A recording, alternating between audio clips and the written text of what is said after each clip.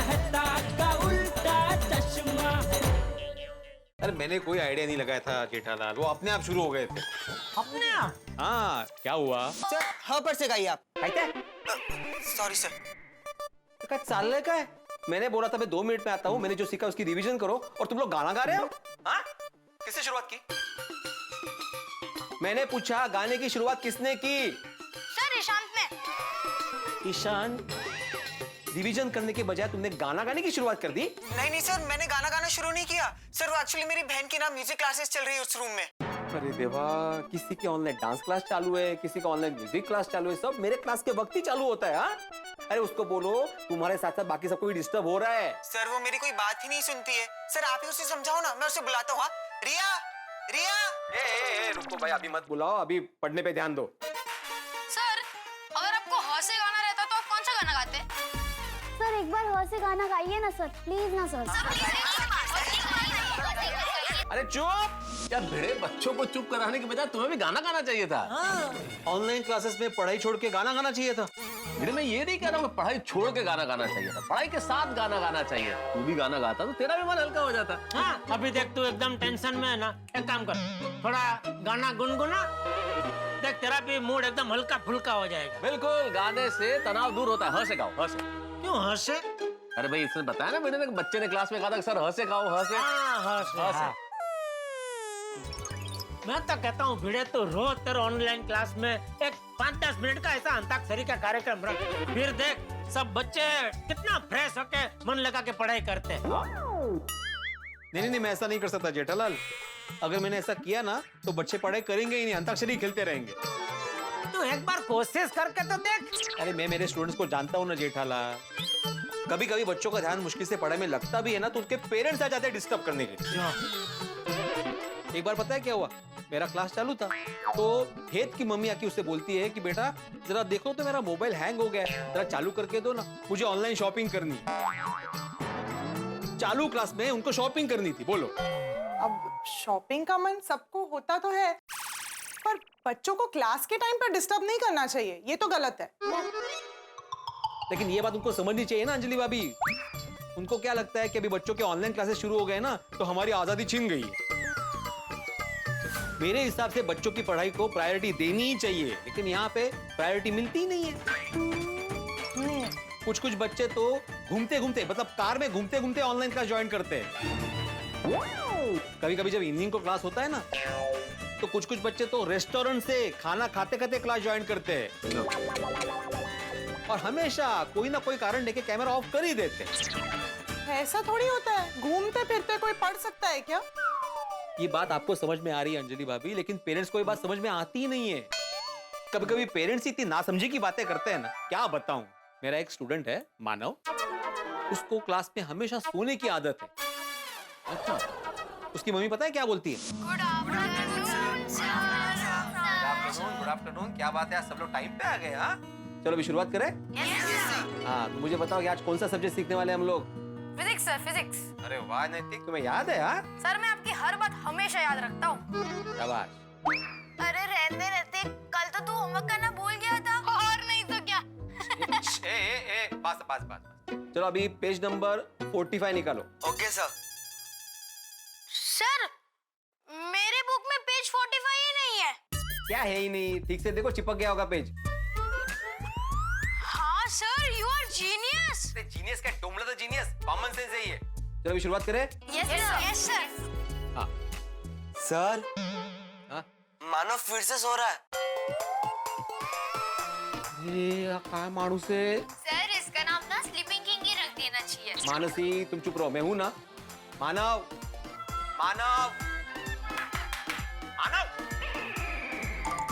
Good morning sir, good morning. Good morning? तुम्हारे अभी भी मॉर्निंग ही चल रही है? शे, अरे क्या चल क्या रहा है मानो? हाँ, जब देखो तब सोते रहते हो तुम। Sorry sir, very very sorry. अरे क्या सॉरी, ये तुम्हारा रोज का हो गया है मानो। अभी एक काम करो, तुम्हारी मम्मी को बोलो, मुझे बात करनी है अभी। सर मैं जागने की कोशिश करूंगा।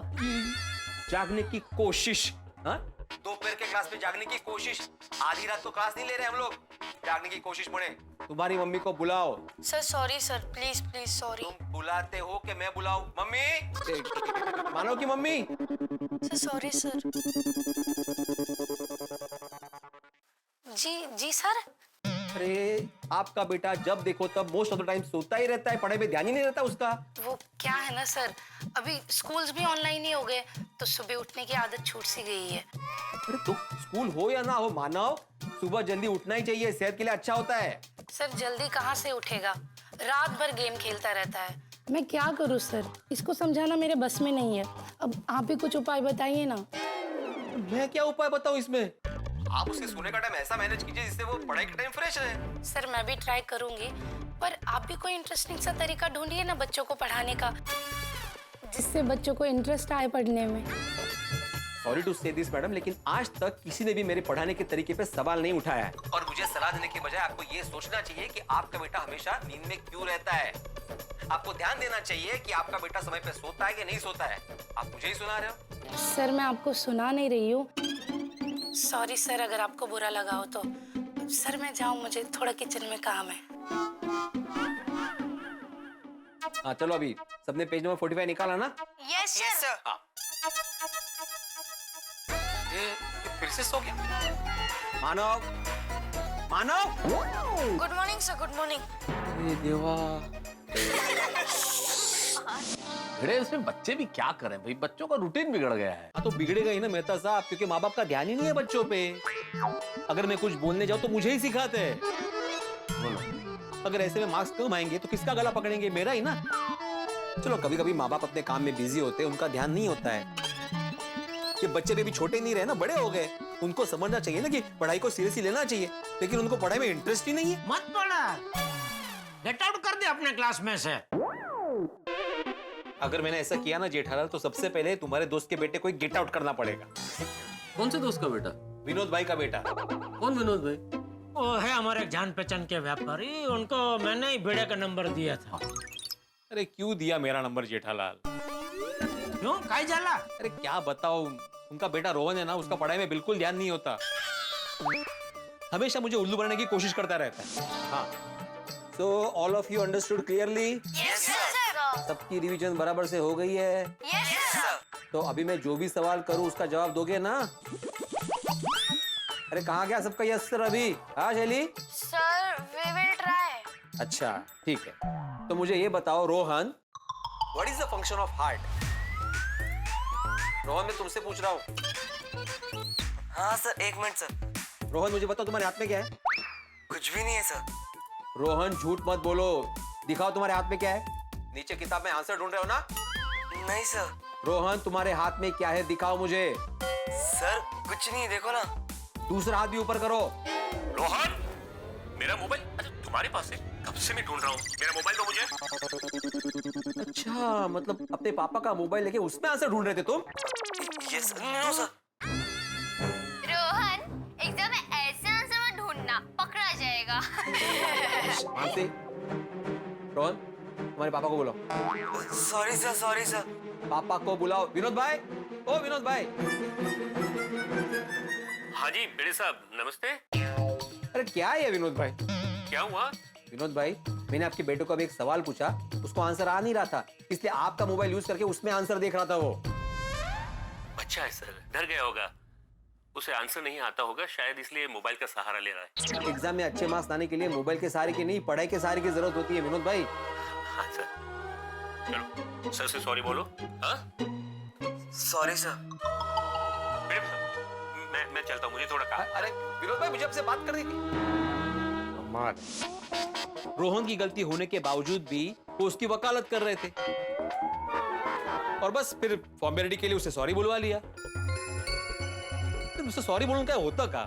तुम जरा समझाओ विनोद भाई को। मैं क्या समझाऊं उनको? अगर नहीं समझाओगे ना जेठालाल, तो वो रोहन का साल बिगड़ जाएगा। तो भाई मैं विनोद भाई को समझाने गया तो मेरा उनके साथ संबंध बिगड़ जाएगा भाई।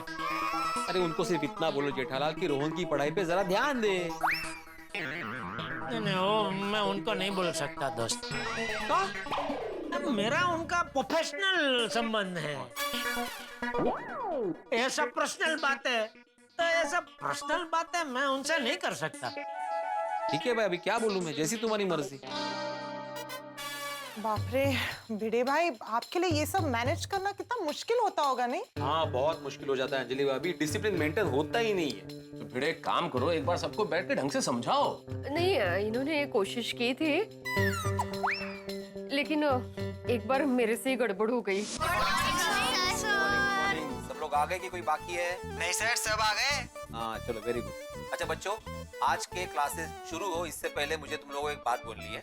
हमारे ऑनलाइन क्लासेस में डिसिप्लिन बिल्कुल भी मेंटेन नहीं होता है, तो वो मेंटेन हो इसलिए मैंने कुछ रूल्स बनाए हैं। उसकी लिस्ट मैं तुम्हें बाद में फॉरवर्ड कर दूंगा, जैसे कैमरा कब ऑन ऑफ करना है, ऑडियो कब ऑन ऑफ करना है, ऑनलाइन होमवर्क कैसे सबमिट करना है और कब सबमिट करना है। आहो, ये जरा डिब्बा खोल के दीजिए ना। हाय डिब्बा खोल के दीजिए ना। माधवी, मतलब क्लास चालू है, बाद में। हाँ हाँ, तो आपके क्लासेस तो 1.5 घंटे तक चलेंगे, मेरे पास इतना टाइम नहीं है, अभी खोल के दीजिए ना। सर वो आपका माइक चालू है। सर माइक बंद कीजिए। कळलं आगाऊ। माधवी, यहाँ पे मैं बच्चों को डिसिप्लिन का पाठ पढ़ा रहा था और तुम चालू क्लास में डिब्बा लेके आ गई। सॉरी, एक्चुअली मैंने कोशिश की लेकिन मेरे से खुल ही नहीं रहा है, और रसोई में बहुत काम है, उसके बाद मुझे आचार पापड़ का ऑर्डर भी तैयार करना है, थोड़ा अर्जेंट है, प्लीज खोल के दीजिए ना। अच्छा ठीक है, दो। हाँ।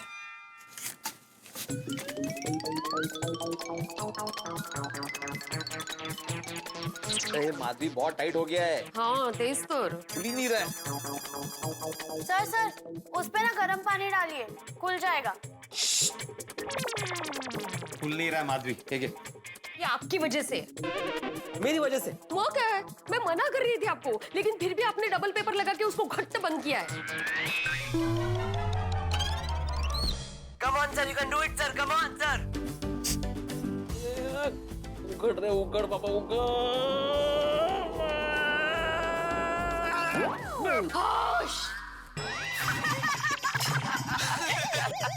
अभी ये गिर गया आपके ऊपर, एक मिनट। अरे राहू दे माधवी, राहू दे।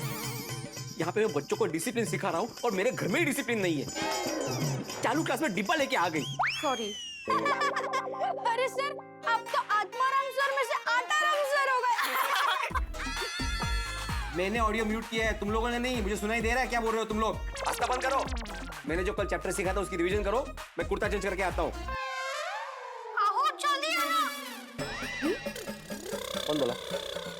कौन बोला ये?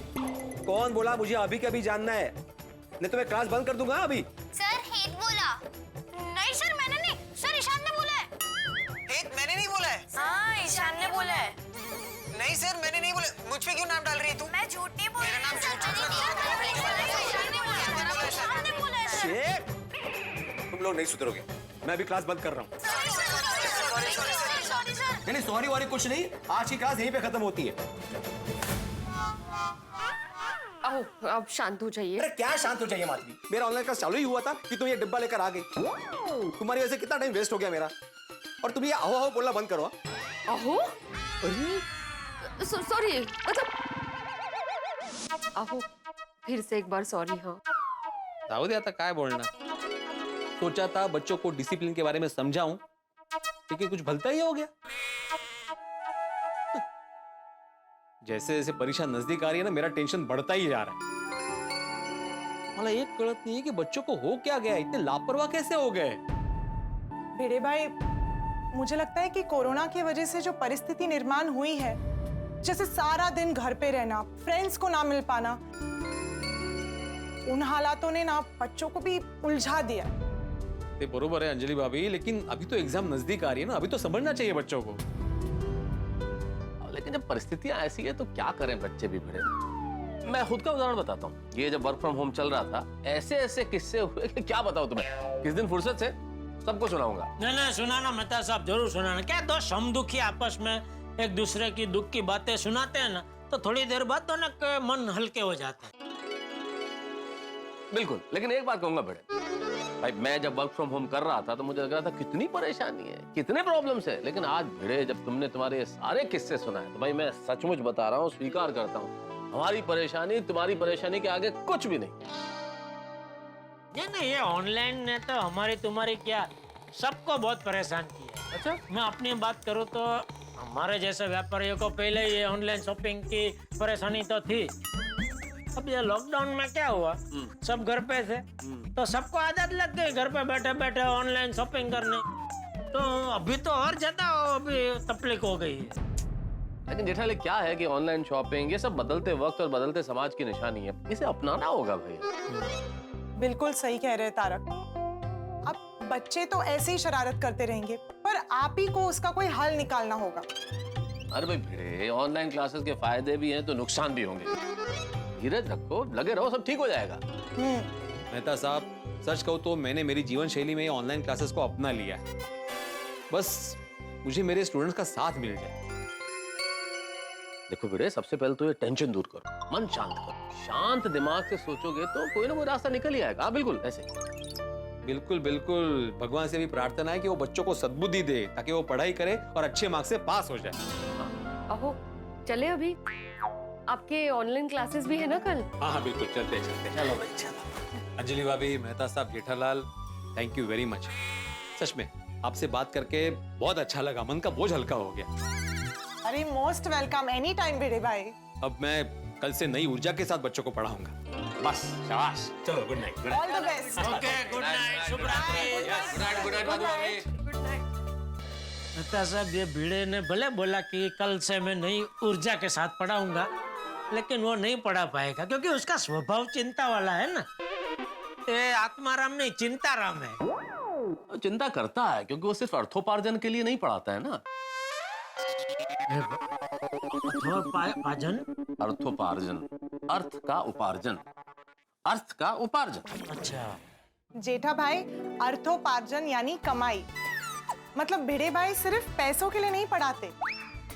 भिड़े बहुत परिश्रमी शिक्षक है और उसकी सदैव यही चिंता रहती है कि उसका विद्यार्थी अच्छे से अच्छे नंबर लाए, पास हो, मेहनत करे। मुझे गर्व है भिड़े पे। ये गर्व तो मुझे भी है। बहुत ही ईमानदार और ऐसे शिक्षक आज के जमाने में बहुत कम देखने को मिलते हैं। मिलते ही नहीं, मिलते ही नहीं। चलो इसी बात पे फिर चलो मैं भी चलता हूँ। हाँ, मजा आ गया। हाँ आज मजा है, मजा है। गुड नाइट जेठा थैंक भाई। You, thank you. Okay Mehta साहब, okay okay okay, good night Jethalal. शुभ रात्रि। शुभ रात्रि। ऑनलाइन क्लासेस, भिड़े की परेशानियां। मित्रों, यदि आप शिक्षक हैं तो आप खुद इस चीज से रिलेट करेंगे कि इन दिनों कितनी परेशानी हो रही है, और यदि आप स्टूडेंट हैं या उनके परिवार के सदस्य हैं तो आप इस बात को महसूस करेंगे कि कहीं जाने अनजाने आप भी अपने शिक्षकों को ऐसी तकलीफ या परेशानी तो नहीं पहुंचा रहे हैं। खैर, भिड़े ने अपने दुख दर्द बांटे, भिड़े ने बताया कि कितनी परेशानी, और हमने बेहद सकारात्मक ढंग से भिड़े को ये समझाने की कोशिश की कि जीवन में मुश्किलें तो आएंगी, परेशानी आएंगी, लेकिन ये समय का परिवर्तन है और अंततः सब ठीक हो जाएगा। भिड़े नई ऊर्जा के साथ यहाँ से निकला तो है, लेकिन देखने वाली बात ये, क्या वो इस ऊर्जा का प्रयोग करेगा? क्या सब कुछ सकारात्मक होगा? क्या परेशानियां खत्म हो जाएगी, या फिर ऑनलाइन क्लासेस में कोई नई परेशानी फिर से उभरेगी? ये तो आप जानते हैं कि परेशानी चाहे जितनी उभरे, इस गोकुलधाम सोसाइटी में आपके घरों में सिर्फ एक चीज होती है और वो होते हैं ठहाके। तो बस तैयार हो जाइए ठहाके लगाने के लिए और देखते रहिए तारक मेहता का उल्टा चश्मा। देखते रहिए, हंसते रहिए।